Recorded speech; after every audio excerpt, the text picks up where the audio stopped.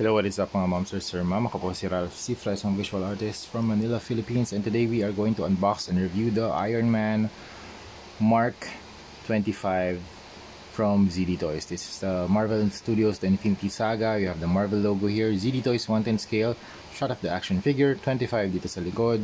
Marvel Studios Iron Man 3, 25. The side, you have the sticker of Disney and Zongdong Toys, meaning this one is original and hindi siya KO, hindi siya fake, hindi siya bootleg. Sa likod, meron ding shot of the action figure with dynamic poses, tapos meron siyang mga accessories.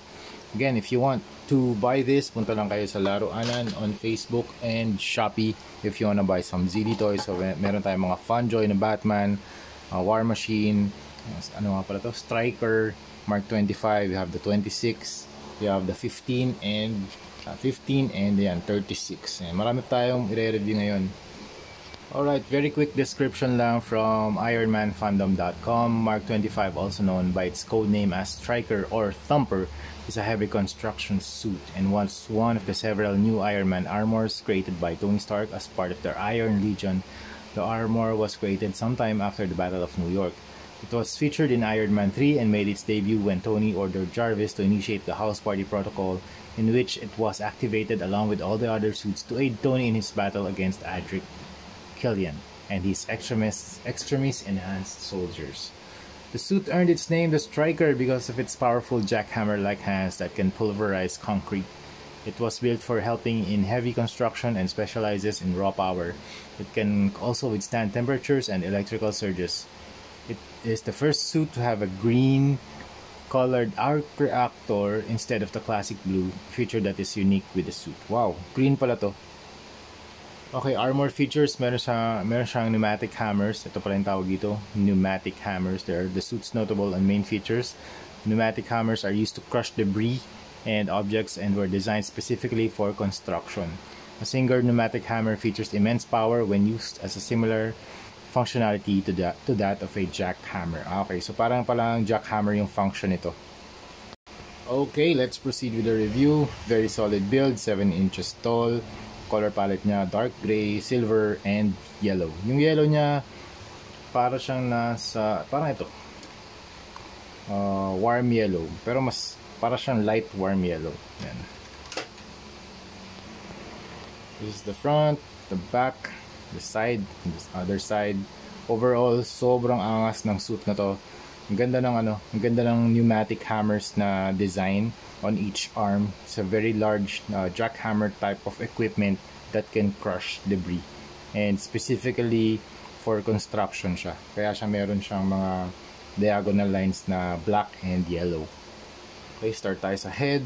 Head, meron siyang gray na head armor with silver faceplate. Ito parang mas dark silver to kaysa dito eh. Ito mas light eh. Okay, tapos yung finish niya satin, hindi siya super shiny.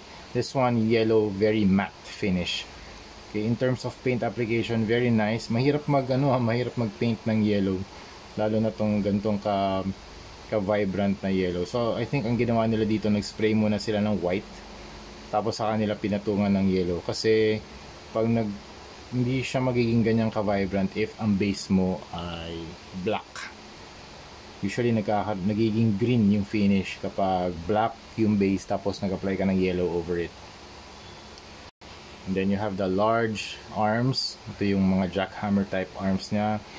Tapos meron din mga naka-expose na mechanism dito sa kanyang stomach section.